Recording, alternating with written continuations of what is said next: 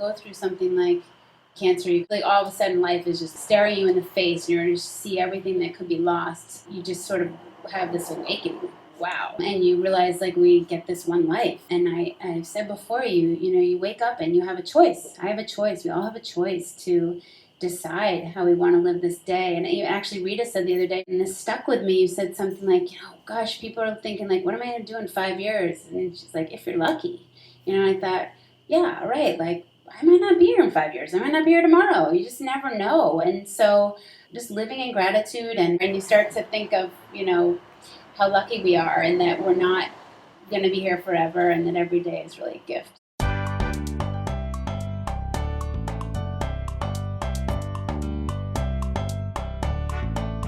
Welcome to the Wise Traditions Podcast, sponsored by the Weston A. Price Foundation for Wise Traditions in Food, Farming, and the Healing Arts.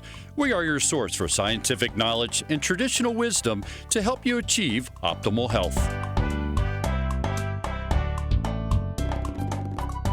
I'm your host, Hilda Labrada Gore. This is episode 87, and we are here in the wonderful, beautiful Topanga Canyon.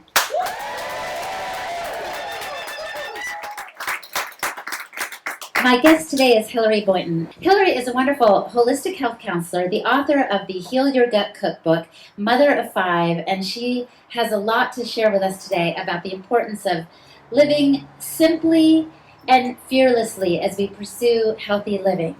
Before we get started, I want to thank our sponsors. First, thanks to Slow Food, Ventura County.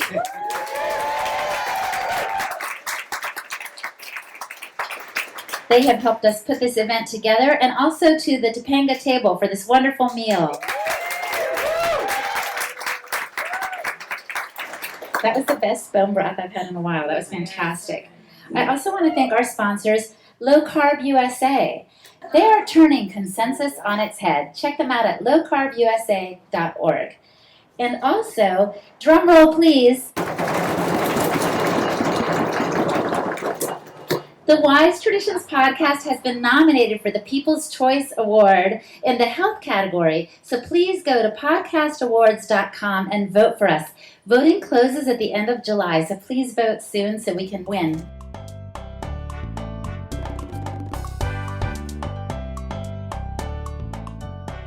Welcome to Wise Traditions, Hilary. Oh, thank you. Thank you for having me. So, I feel like sometimes we make the journey to health so complicated. Why do we complicate it up on ourselves? Oh gosh, well, I think that we tend to overthink things or make things complicated when they don't need to be. There's so much information out there that I think people are very overwhelmed. There's more cookbooks and cooking magazines and TV shows and access to good food and ingredients than ever before, and I think people are cooking less and less because it just gets overwhelming. And what I've really found, especially with 5 kids, is that it doesn't have to be complicated. I mean, with fresh ingredients, you don't need much to make things taste good. So to not overthink it, to not get paralyzed, to just get back in your kitchens and start somewhere. I mean, a lot of us in my generation and below, and a little bit above, we're not taught to cook. So I think it's very hard for us, and there's so much access to processed or just convenience foods that it makes it easy. But truly, it doesn't have to be too complicated to do things simply. I've been interviewing some French elders, and one is here. She's not paying attention, but she's right over there. And this 91-year-old French woman that I met at the butcher shop, who's like 4'10", adorable, she said to me, she said, Hilary, simplicity is the most difficult thing in the world. And she said, but simplicity is gourmet. And I thought, oh, like that needs to be my tagline. Can I take that? Because she's so right. I mean, she was making a potato gratin that was like 3 ingredients, and she was going to eat it for dinner for the next 2 or 3 nights. So I think to let go of that, the thought that everything has to be beautiful and, a 5-course meal, just take that off your plate. And, I often say when we're stressed or things are tight or time's tight, I scramble up some eggs and slice some tomatoes and some avocado with a little salt and pepper, and boom, that's dinner.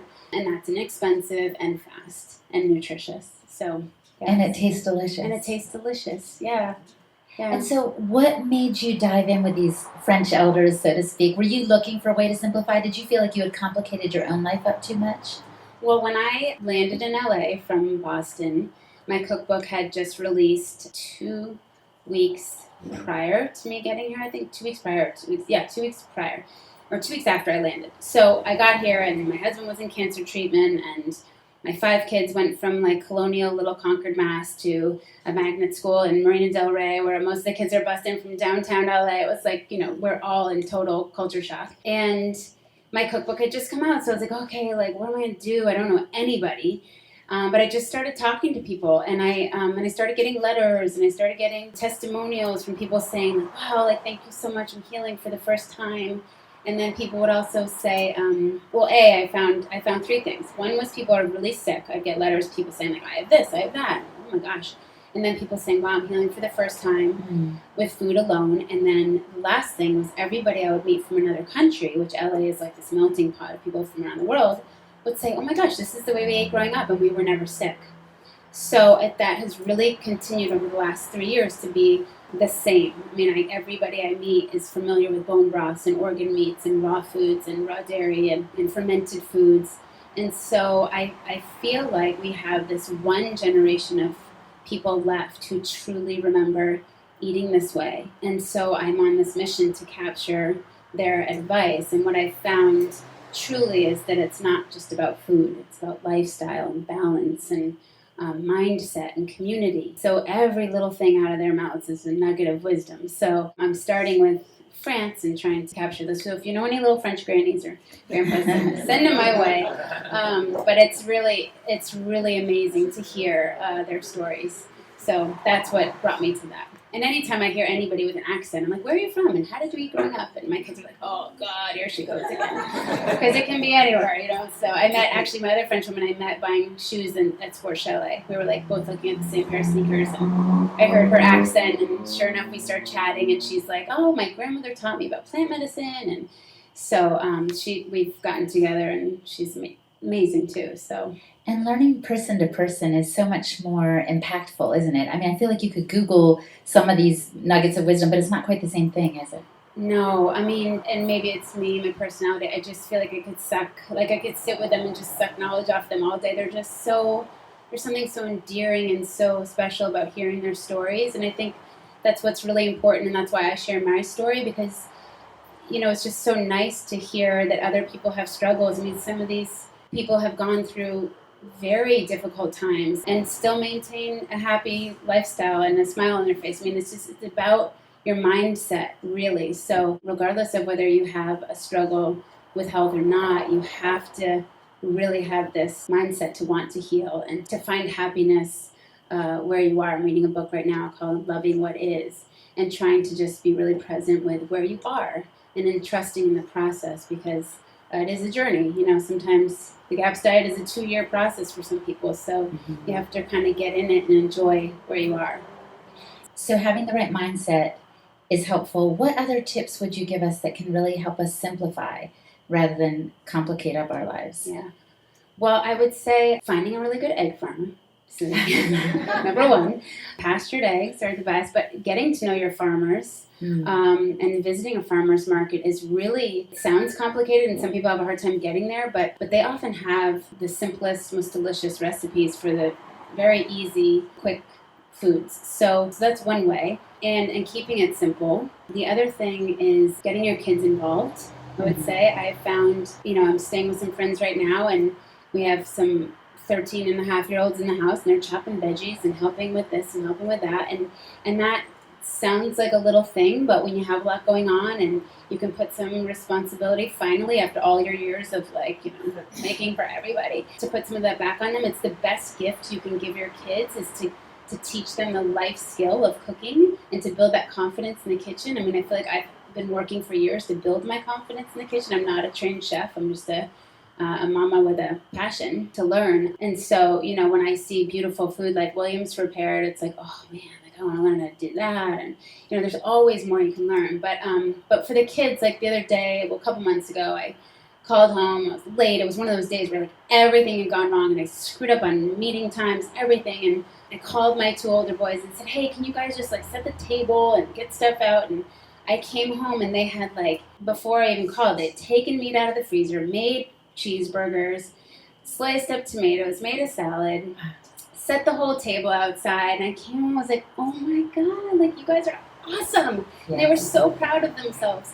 So that allows, making things a little more simple if you can. Obviously, if you have little kids, but start them early. I mean, my kids were scrambling eggs at 3, so, you got to start them early. But also, meal planning is something that I've never really been good at. I'm kind of a fly by the seat of my pants type of person, but I do know that I believe in Topanga Canyon is a couple that has started Real Plans, noplans.com, and it's meal planning for and they're Weston Price people, and it's a meal planning for nutrient-dense food. So, getting organized, if you can, and seeking out your sources and having those as just a staple so that you can be efficient and knowing what you want and stocking your house with good stuff. If you don't have the crap in your house, then you're not going to eat it. Mm-hmm. So stocking it with really beautiful, delicious foods makes it, when you have to hurry or whatever, you only have whatever. The other thing is cook once, eat twice.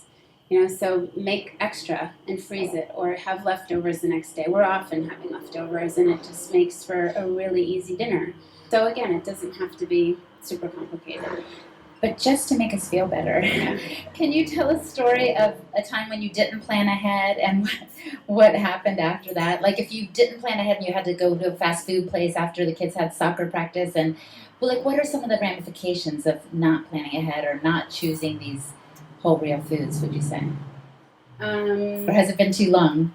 I'm like, I don't do that too often. But, for the longest time we were on a special diet. And so, I was packing foods a lot and always being prepared. Now I'm so thankful that we have healed and that we're able to swing into Whole Foods or to, we can come to Topanga Table, we can go out to eat.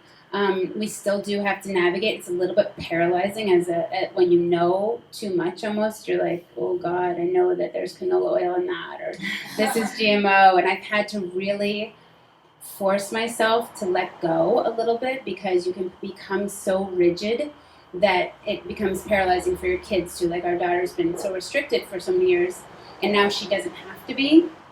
But she'll be like, Mommy, is that organic? Or I don't know if I'll just wait till I get home to eat. And I'm like, oh God, just have a piece of pizza. And so I realized that I have to let go a little bit and give them the tools, and also realize they're not going to drop dead if they have a piece of pizza, and be thankful that they don't have a stomach ache or, they start, doing some weird thing or whatever. So I don't know, some kids get really hyperactive or they get stomach ache or diarrhea, whatever. So I'm thankful that my kids don't react. And so trying to let go of the reins a little bit and give them the power to make their own choices. And, they don't always make the best choices. I had to watch my son at school, chow down 4 bagels. I was like, Cooper, you don't need 4 bagels. No one needs 4 bagels. And that was after 2. I was like, two's enough. Okay, let's stop. And I went in back to the thing that we were listening to, and I was like, I know he's out there eating another bagel. And sure enough, I went out, and he's around the corner, and I'm like, oh my God. So you can create a monster if you're not careful. So I'm always saying he's going to be the one that goes to college, and is like, there's free Lucky Charms.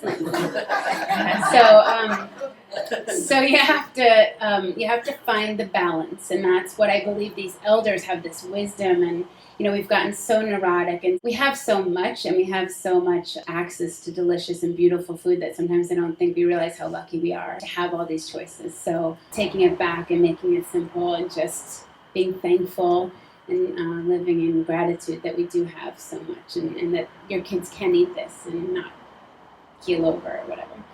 So. And how do they respond? Do they just love the food as much as you do? Do they realize, after all those bagels, was Cooper like, oh my gosh, I'm sorry I had that? No. But, they do, and I think they take a certain amount of pride now in educating others. Mm-hmm. Not always. Mm-hmm. I mean, sometimes they want to just go right in along with their friends, and I get that. But they do get it, and they do enjoy everything we eat. I mean, not everybody. I mean, there's always somebody that's like, I don't like that. But for the most part, we sit down every night as a family, and what I serve is what I serve. And, is it perfect and everyone's polite. I mean, my God, I'm like, when are we going to use utensils? Like my 13-year-old is still eating salad with his fingers. I'm like, come on, like what are you going to do when you go on your first date? So it's not perfect, but we're all there and we're all together, and I'm serving, beautiful nutrient-dense foods. So that's what they're getting used to. That's what their taste buds are getting used to, and I don't really cave and buy a bunch of junk. I mean, like when things get tight, like the other day I had just cut up vegetables with like a couple really nice cheeses from the local store down here and some crackers or sourdough bread, and that was it. And we don't need to eat so much sometimes. And I think people think we need to have these big, huge dinners and our kids are going to starve to death. And, it's not happening. Yeah. They'll be okay. Yeah. They'll survive. That's right. Intermittent fasting is a good thing.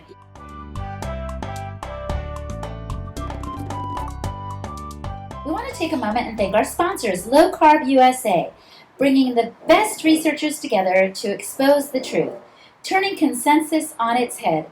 Check them out at lowcarbusa.org. And also, drum roll, please.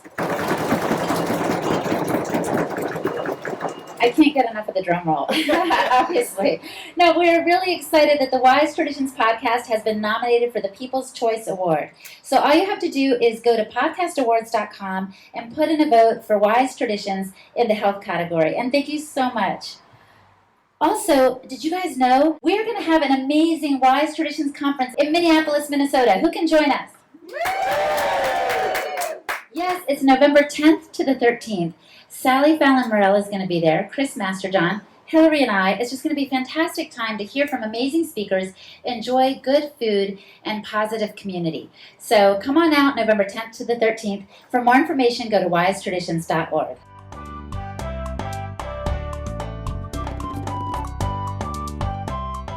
So you've given us some ideas on how to keep things simple.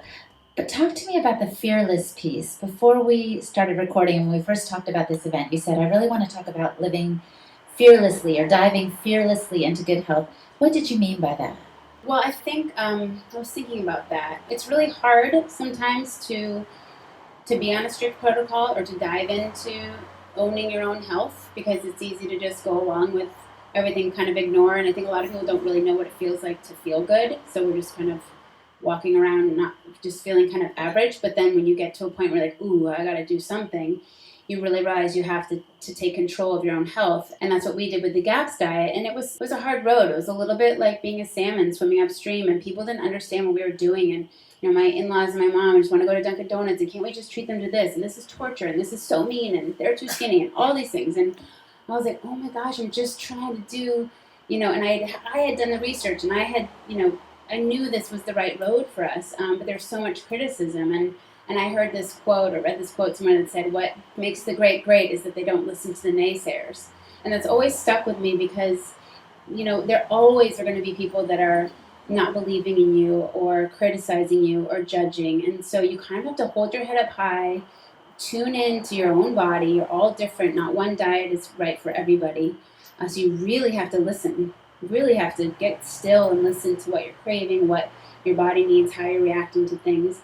And walk your walk and be proud that you're doing probably one of the best things you can do for your body and your children is to really get back to the foundation, which is food and proper nutrition, and teaching them the importance of that and getting them back. Most people today are born with imbalanced guts and, are struggling to get back to good health or to establish good health as babies even. And I can explain that too if you want. But so it's really important that we're all very mindful of this and that we've gone down the wrong path as a country, certainly as a country and even more so, but we've got to get back. We've got to turn back to the way things used to be, but kind of with a modern day twist, because let's face it, we're not living in the 1800s anymore. So there are sporting events and this and that, and that is also one of my other tips of keeping things simple is that slow down a little bit. You don't have to have your kids in 8 different activities. You don't have to keep up with the Joneses, and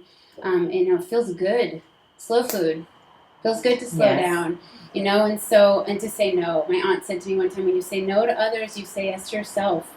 So just being, just not falling into that trap and just really getting back to the important things like community and sitting around a kitchen table together and sharing a meal and decompressing at the end of the day.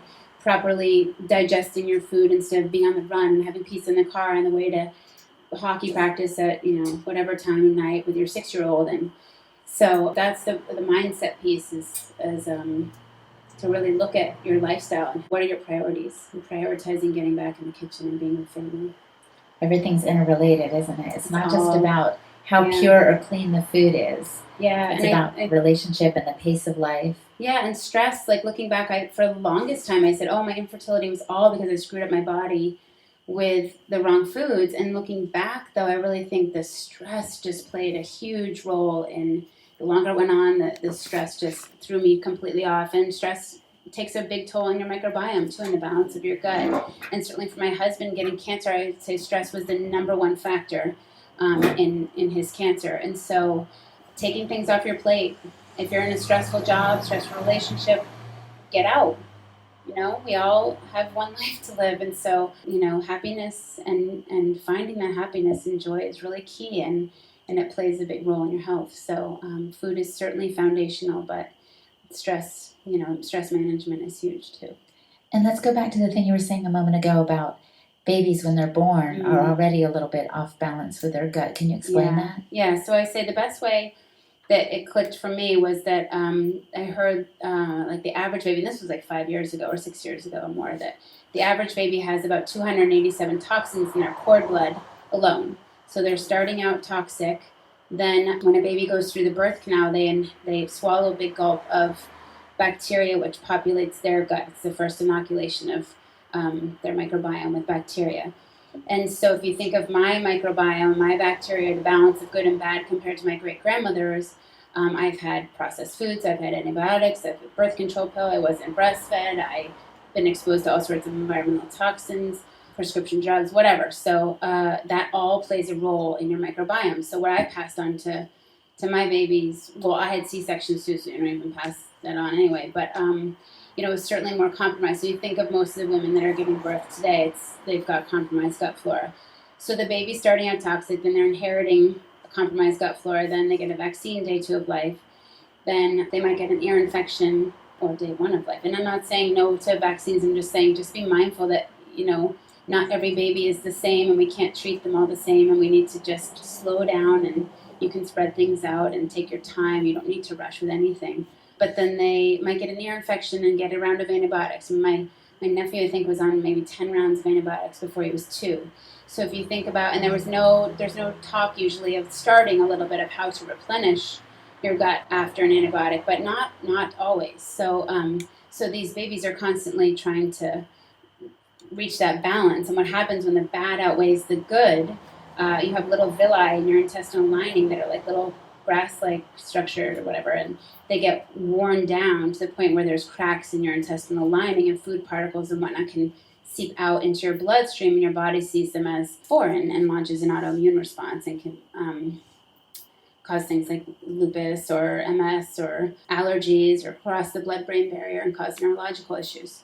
So if you're a woman who's trying to get pregnant, or in your young teens or later teens and 20s, wherever, you have a chance to get healthy and get balanced before having a baby, which is like the best thing you could do for your baby. Mm-hmm. So I really want to reach, with Live Yum Yum, I'm really passionate about reaching this next young generation of kids to wake up and take control of their own health now, so that we can have a healthier next generation of kids and prevent disease. I think it's so important to look at prevention. So I can go in about that too. Rather than just treating it, but preventing it. Yeah. Avoiding getting it in the first place. I've seen the power of food as medicine, and I've also seen the devastating destruction of disease, and I wouldn't wish it on anybody. A lot of change and waking up, and a lot of amazing things have happened through cancer and that journey, but it's been really devastating. And my husband has necrosis in his jaw from radiation that now they want to replace his entire lower jaw with his fibula bone, which is like a year recovery, and it's massive. And so once and he kind of needed that frying pan to the head. I was like, hello, like wake up, and then I was like, okay, now I have to wake up, but don't wait for that frying pan to the head, because once you get there, you're just like backpedaling. And for the rest, he blends all his food, So he couldn't eat anything here. So he could drink bone broth. Actually, that bone broth and raw dairy kept him going without a feeding tube his whole treatment. Wow. So he never had to have a feeding tube. So it was all really yummy, nutritious food that kept him going. But yeah, so that's one of the things I'm exploring is the psychology behind, like, is it human nature to wait for the wake up call? Like, why do we do that? But we all kind of do. We all have our habits and our vices and whatnot, and so we just kind of keep going along down that road, and then you gotta wake up sometimes. So, well, I love that you're being a vehicle to wake us all up. You are like the sounding the alarm to remind us not to wait for that and to make some changes today, to seek balance, to live simply and fearlessly as we pursue health. So let's give Hilary a hand.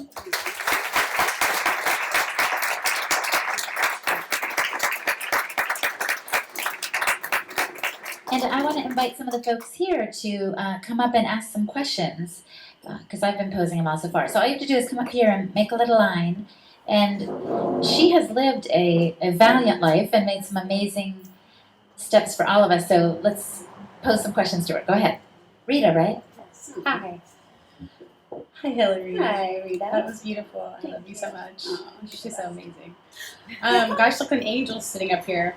I just want to ask if someone's never heard of GAPS, what is a step? What is something that I could do to go home, wake up tomorrow, and take away 3 things and add 3 things that would become staples in my kitchen where I can get going on this road to health? Good question. Okay, well, I would say to go home and look in your cabinets and remove as much processed foods as you possibly can. Check out the ingredient label. I mean, like when I first had babies, I remember thinking like, oh, if it says organic, it's good. And I was buying organic puffs and organic cereal and organic whatever, and realized after going to the Western Price Conference, like, oh my gosh, they're just processed organic junk, So, so really looking at anything that isn't natural, really, and getting rid of that, and then thinking, how can I replace it? What I would add in is butter, beautiful pastured butter. Even Kerrygold is a great brand that probably most of you have seen at Whole Foods. It's a pastured butter.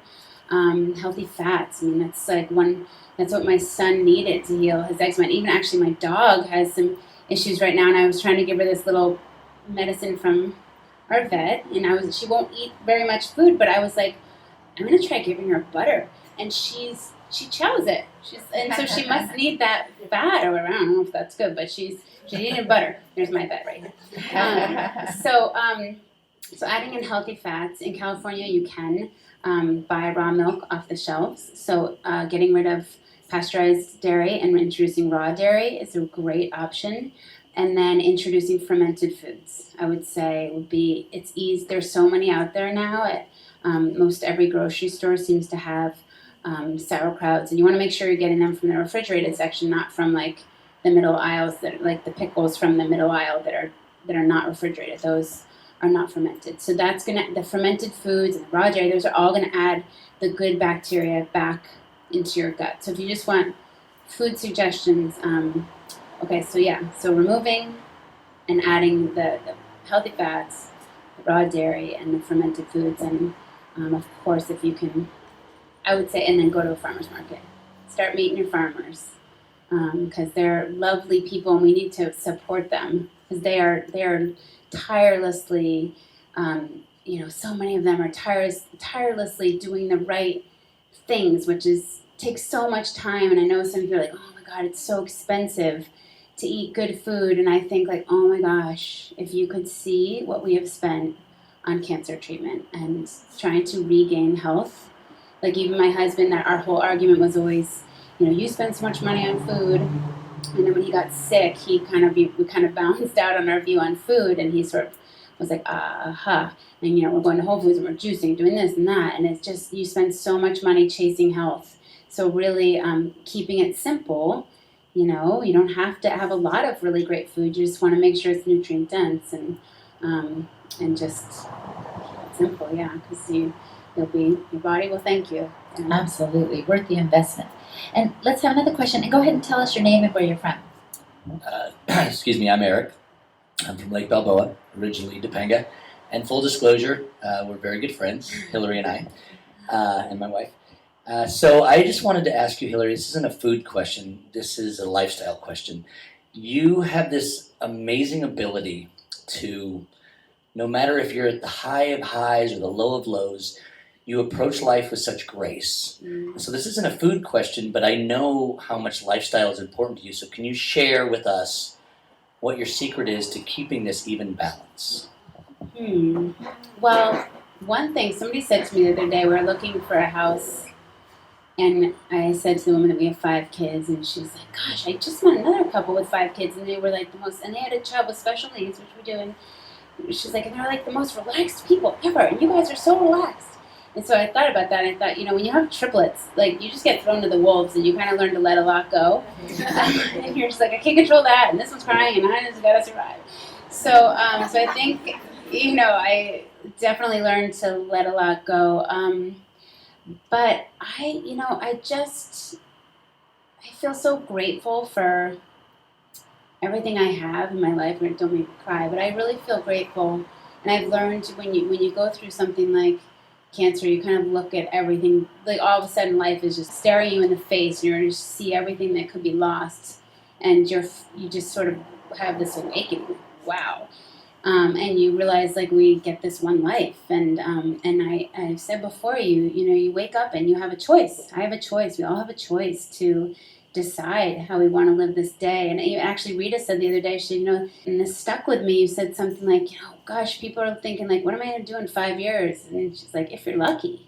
I thought, yeah, right. Like, I might not be here in 5 years. I might not be here tomorrow. You just never know. And so, being really just living in gratitude, and certainly my kids' school, Manzanita School, has taught me a lot about nature connection and just slowing down. And one of the teachers said the other day that he deliberately walks slowly because he said, how can I have these kids trying to slow down if I'm all like walking around fast? And he's trying to model that, and I thought, gosh, that's such a good point, because I can be a little bit frenetic trying to like do this and do that and get everything done, and it's when you slow down and drop into it that you really can see the magic and the little gifts that are right in front of you. And that's what these elders too, like listening to their every word, they have this appreciation. And then Christine can probably attest to this, but you reach a certain age in life too where you're like, wow, you've been through so much, or I'm 43, so I'm not 75 or anything yet, but I feel like we're getting up there, and you start to think of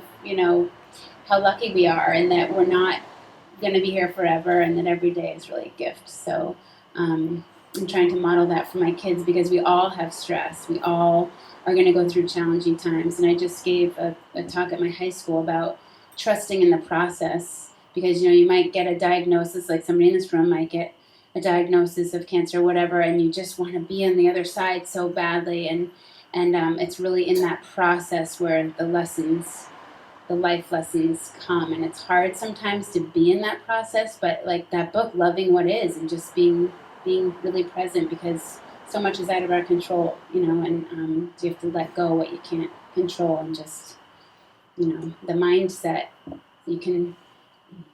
I told my daughter, who with the epilepsy, just as easily as you can have a negative thought, she can get stuck on negative thoughts and worrying about dying and this, and just as easily as you can grab onto a negative thought, you can grab onto a positive thought.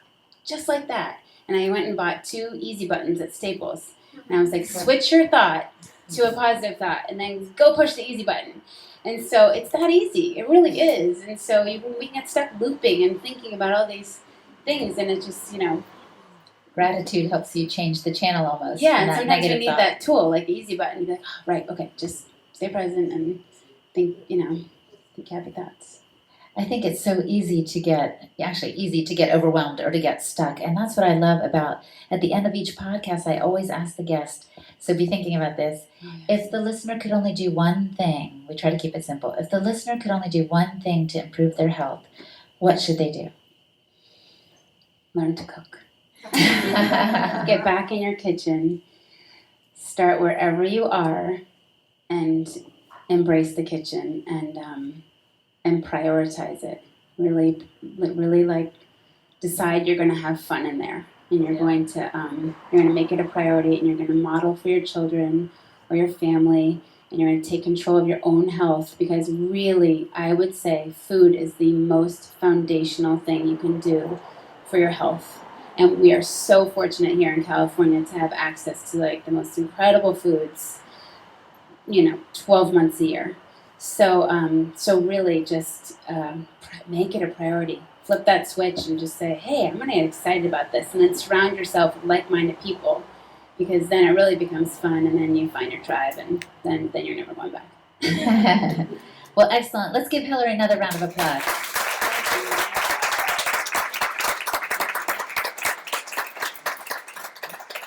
She has brought her book, copies of her book, which are for sale. I think there's some podcast postcards that you're welcome to take a bunch to your farmer's market. We want this episode, and actually every podcast that we put out, to be like a bridge for folks who don't know where to begin, to have some tips for living simply and fearlessly and pursuing their healthy life. So thank you so much. I do hope to see you guys in Minneapolis in November, and if not, I do hope to come back to California again. So thanks again. Thank you.